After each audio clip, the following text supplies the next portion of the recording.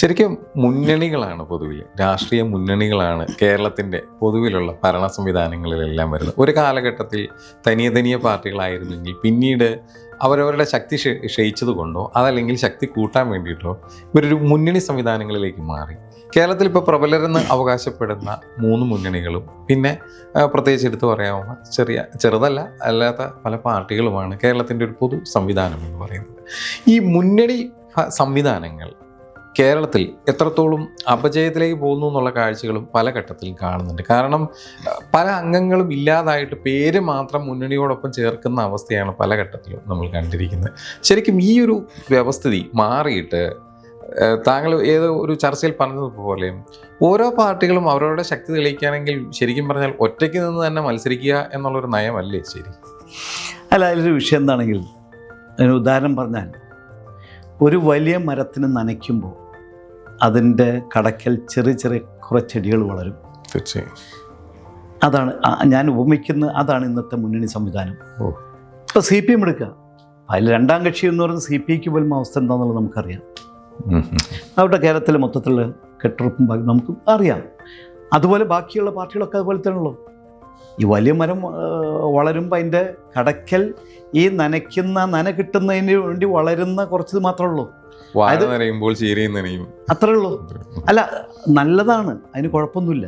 ഏത് കാരണം വെള്ളം വേസ്റ്റ് ആയിട്ട് പോകുന്നില്ല, ഓൾറെഡി മറ്റേ വെള്ളം വലിച്ചെടുത്തോളം ചെറുതായി. പക്ഷേ ആ ചീരയാണെങ്കിൽ കുഴപ്പമില്ല, മനസ്സിലായോ? അവിടെ അല്ലാത്ത ഒന്നിനും പറ്റാത്ത ചെടികൾ, പാഴ്ചകൾ വന്നുകൊണ്ട് എന്താ കാര്യമുള്ളത്? ഒരാശയവുമില്ല, ഏത് ആർക്കും ഉപകാരമില്ലാത്ത ആണെങ്കിൽ അതിൻ്റെ ഇന്നത്തെ രാഷ്ട്രീയത്തിൽ ഞാൻ കാണുന്നതാണ്. മാത്രമല്ല, ഈ വലിയ മരം ഓട്ടോമാറ്റിക്കലി ബാക്കിയുള്ളതിനെ കുറച്ച് കഴിയുമ്പോൾ നശിപ്പിക്കാനും നോക്കുകയാണ്. അവർ വളരാൻ സമ്മതിക്കില്ല. അപ്പം മുന്നണി സംവിധാനങ്ങൾ ഒരു കാലഘട്ടത്തിൽ അങ്ങനെ തുടങ്ങി വെച്ചെങ്കിലും ഇന്ന് മുന്നണി സംവിധാനങ്ങൾ ഇല്ലാതെ പറ്റില്ല. അത് കുറച്ചുകൂടി ഇപ്പോൾ LDF എടുത്താൽ CPM മാത്രമേ ശരിക്കും ഇതുള്ളത്. LDF എടുത്താൽ അവിടെ കുറച്ചുകൂടി മുസ്ലിം ലീഗും ഏതാണ്ട് ഒപ്പത്തിനൊപ്പം ഇല്ലെങ്കിലും ഏതാണ്ടൊപ്പം UDF എത്തി നിൽക്കുന്നുണ്ട്. അപ്പോൾ അവിടെ അതുകൊണ്ട് ആ ഒരു ഇത് അവിടെ നിൽക്കുന്നില്ല, കുറച്ചുകൂടി വ്യത്യസ്തമാണ്. NDAയിലാണെങ്കിലും BJP കഴിഞ്ഞാൽ BDS ഒന്നും അതിൻ്റെ ഒപ്പം എത്താൻ പറ്റില്ല. അപ്പോൾ ഞാൻ പറഞ്ഞത്, ഇത് ആശയങ്ങൾക്കനുസരിച്ചുള്ളൊരു പോരാട്ടമാണെങ്കിൽ നല്ലതാണ്. പക്ഷേ ഇന്നെന്താ ആശയമുള്ളത്? ഇന്ന് ആശയത്തിലല്ല ആമാശയത്തിലാണ് കാര്യങ്ങൾ നടക്കുന്നത്. അല്ല, ഞാൻ എല്ലാ രാഷ്ട്രീയ പാർട്ടികളുടെ വിരുദ്ധ പ്രശ്നത്തിലേറെ പോകണം. അപ്പം അതുകൊണ്ട് തന്നെയാണ് ഞങ്ങൾ NCP അത്തരത്തിൽ ഒരു മുന്നണിയും വേണ്ടെന്ന് ഈ തെരഞ്ഞെടുപ്പ് തീരുമാനിച്ചത്.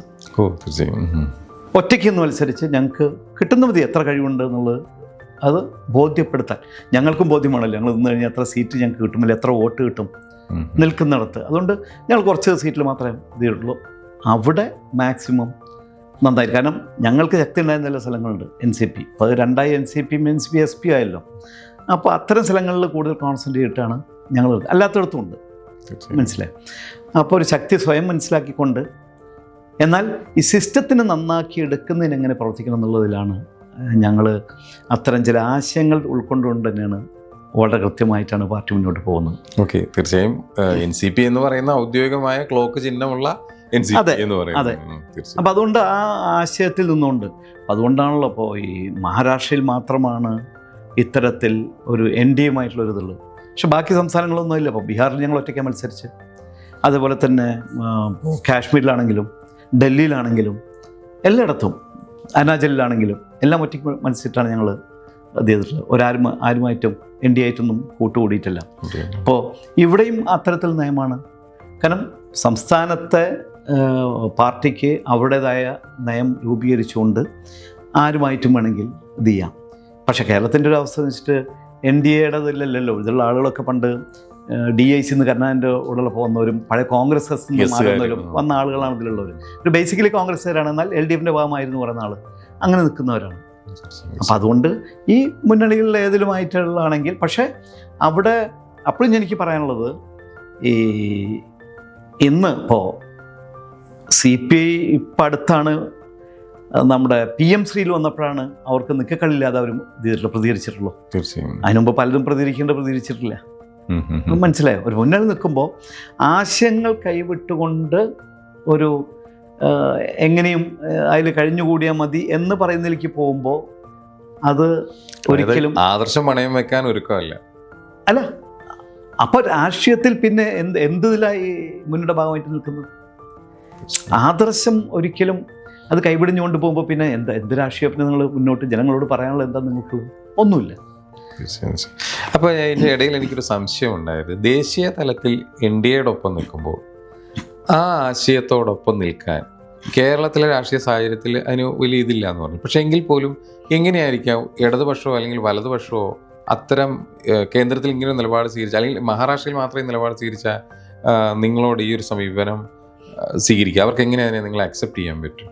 അല്ല, അതിപ്പോൾ ഇവിടെ തന്നെ ഞാൻ ചോദിക്കട്ടെ, ഇത് NCP നേരത്തെ തന്നെ NCP സ്ഥാപിച്ചിട്ടുള്ള 2-3 ആൾക്കാരുണ്ട്. ശരത് പവാറും താരിഖ് അൻവറും സാങ്മയും. അത് സ്ഥാപിച്ച് അധികം കഴിയുന്നതിന് മുമ്പ് തന്നെ സാങ്മ മറ്റേ നേരത്തെ ഭരണത്തിന് വേണ്ടി BJPയുടെ കൂടെ ചെന്നിട്ടല്ലേ അവിടെ ഭരണം മുഖ്യമന്ത്രിയായത്. അന്നും ഇവിടെ LDFന്റെ കൂടെ തന്നെ അല്ലേ അല്ലേ? മാത്രമല്ല, ഇനി അത് കഴിഞ്ഞിട്ട് മഹാരാഷ്ട്രയിൽ ശരത് പവാറിന്റെ നേതൃത്വത്തിൽ കോൺഗ്രസുമായിട്ട് ഭരണം പങ്കിട്ടില്ലേ? പിന്നീട് UPയിൽ വന്നില്ലേ? അപ്പോൾ മുൻകാലങ്ങളിൽ നിന്ന് വ്യത്യസ്തമായി സംസ്ഥാനങ്ങളിൽ ഇന്ന് ഇന്ത്യയിൽ ഒരു പാർട്ടിക്കും ഒറ്റയ്ക്ക് എല്ലാ സംസ്ഥാനങ്ങളും ഒരൊറ്റ നയം എടുത്തുകൊണ്ട് പോകാൻ പറ്റില്ല. പലയിടത്തും പല കോമ്പിനേഷനല്ലേ? ഇപ്പം ഇന്നത്തെ റിപ്പോർട്ട് എന്താ? ജാർഖണ്ഡിൽ സോറൻ ഇപ്പോൾ ഇവരുമായിട്ടുള്ള ബന്ധം വിട്ടുകൊണ്ട് NDAയുടെ കൂടെ പോകാൻ താല്പര്യം കാണിക്കുന്ന റിപ്പോർട്ട് അന്ന് വരുന്നു. കാരണം ബീഹാറിൽ അവർക്ക് ആവശ്യമായ സീറ്റ് നൽകില്ല എന്നുള്ള ഒറ്റ കാരണമാണ് ഇന്ത്യ മുന്നണി കൊടുത്തിട്ടില്ല എന്നുള്ളത്. അപ്പോൾ പല രാഷ്ട്രീയ പാർട്ടികളും നിലനിൽപ്പിന് വേണ്ടിയിട്ടാണ് ഇതെല്ലാം ചെയ്യുന്നത്. ഇപ്പോൾ NCPയെ സംബന്ധിച്ച് ഒരു അഭിപ്രായം പറയുകയാണെങ്കിൽ, മഹാരാഷ്ട്രയിൽ ഒരു നിർബന്ധമായ ഒരു വിവാഹം കഴിക്കേണ്ട ഒന്നാണ്, ഒരു നിർബന്ധ അവസ്ഥയിൽ വിവാഹം. അതിപ്പോൾ ചില കുടുംബങ്ങളിൽ ഇഷ്ടപ്പെട്ടില്ലെങ്കിലും മകൻ ഒരാളെ സ്നേഹിച്ചു അല്ലെങ്കിൽ മകൾ ഒരാളെ സ്നേഹിച്ചാൽ ഒരു രക്ഷയില്ലാതെ ആക്സെപ്റ്റ് ചെയ്തിട്ട് കല്യാണം നടത്തി കൊടുക്കുന്നുണ്ടല്ലോ. കുടുംബത്തിന് വീട്ടുകാർക്ക് ഇഷ്ടം ഉണ്ടായിട്ടില്ല, ഇപ്പോൾ 2 വീട്ടുകാർക്ക് ഇഷ്ടമാവില്ല. പക്ഷെ സാഹചര്യങ്ങളുടെ ഇതിനനുസരിച്ച് ഒരു വിവാഹം നടക്കുന്നു. അത്രമാത്രമേ ഈ മഹാരാഷ്ട്രയിൽ അതിനെ ഞാൻ കാണുന്നുള്ളൂ. എന്തുകൊണ്ടാണ്? വേറെ ഒരു സംസ്ഥാനത്തും ആ ബന്ധം പിന്നീട് നിലനിന്ന് പോകുന്നില്ല. അതുകൊണ്ട് അല്ലെങ്കിൽ പറയാം, ആശയത്തിൻ്റെ പേരിലാണ് അതിൻ്റെ ഭാഗമായി നിന്നുകൊണ്ട് അത്തരത്തിൽ അലയൻസ് വന്നിട്ടുള്ളത്. സ്വാഭാവികമായിട്ടും കൃഷ്ണൻകുട്ടിയും തോമസ് ഒക്കെ ഇപ്പോഴും അല്ല, അതിപ്പോൾ ഇപ്പുറത്തുണ്ട്.